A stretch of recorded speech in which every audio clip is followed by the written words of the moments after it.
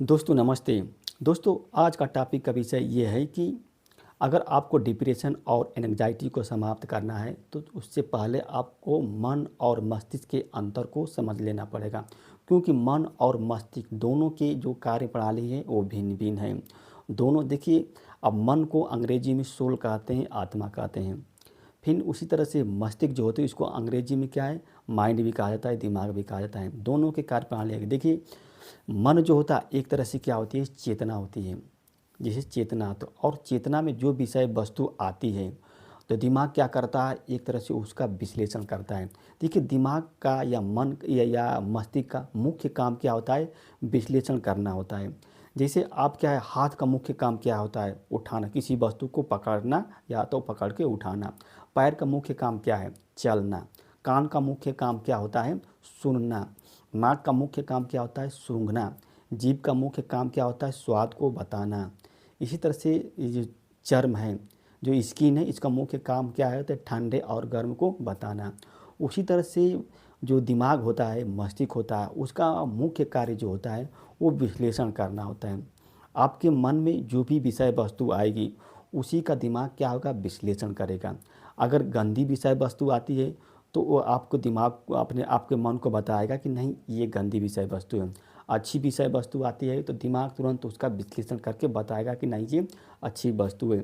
जैसे मान लीजिए किसी व्यक्ति को अगर शुगर है, डायबिटीज़ है, और उसके मन में क्या है, मिठाई खाने का भाव आ गया, यानी कि उसकी इच्छा हो गई मिठाई खाने की, तो दिमाग तुरंत क्या उसका विश्लेषण करके बता देगा उस व्यक्ति को कि नहीं, अगर आप मिठाई खाते हैं तो आपके शुगर का लेवल बढ़ जाएगा और आपके हित में नहीं होगा। अगर आप मिठाई नहीं खाते हैं तो ये आप क्या है, आपका शुगर का लेवल कम रहेगा, मतलब जैसे है उसी तरह बना रहेगा।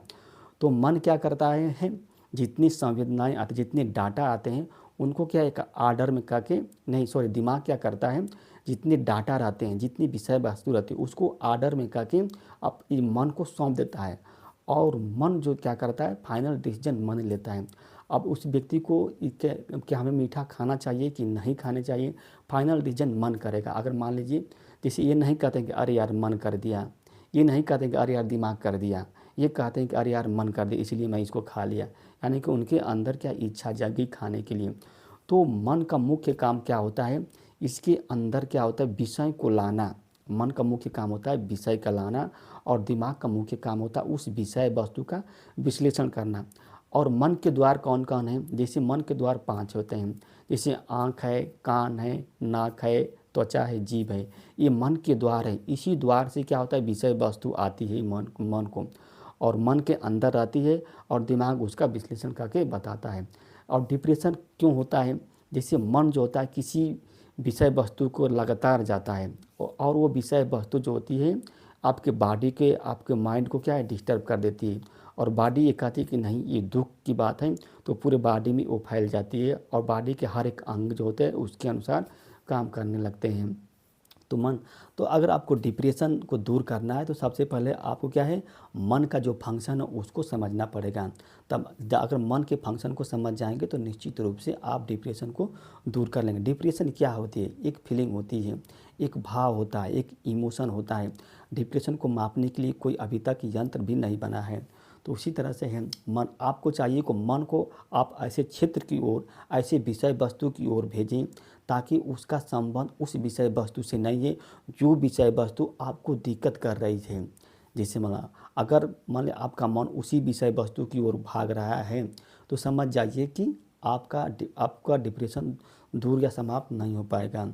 यानी कि आप मन कह सकते हैं कि जब तक आप मन को कोई कार्य नहीं सौंपेंगे तो एक तरह से क्या, ये शैतान होता है, कोई ना कोई कार्य ढूंढ लेगा। और मन जो होता है एक आरती होता है, जो मतलब जो मन को अच्छा लगता है, यानी कि पहले से जो मन जिधर भागा है उधर ही भागता है। ये नए क्षेत्र की ओर नहीं मन भागता है, इसको नए क्षेत्र में पसंद नहीं होता है। तो इसलिए मन को समझ जाइए कि मन क्या होता है। मन स्वाभाविक बात एक तरह से चेतना है। जैसे मान लीजिए अगर आपको कोई रोग हो गया है, अगर आपने डॉक्टर के गया और डॉक्टर ने कहा कि अगर आप अपने मन में बंदर की तस्वीर लाएंगे तो ये रोग ठीक नहीं हो पाएगा।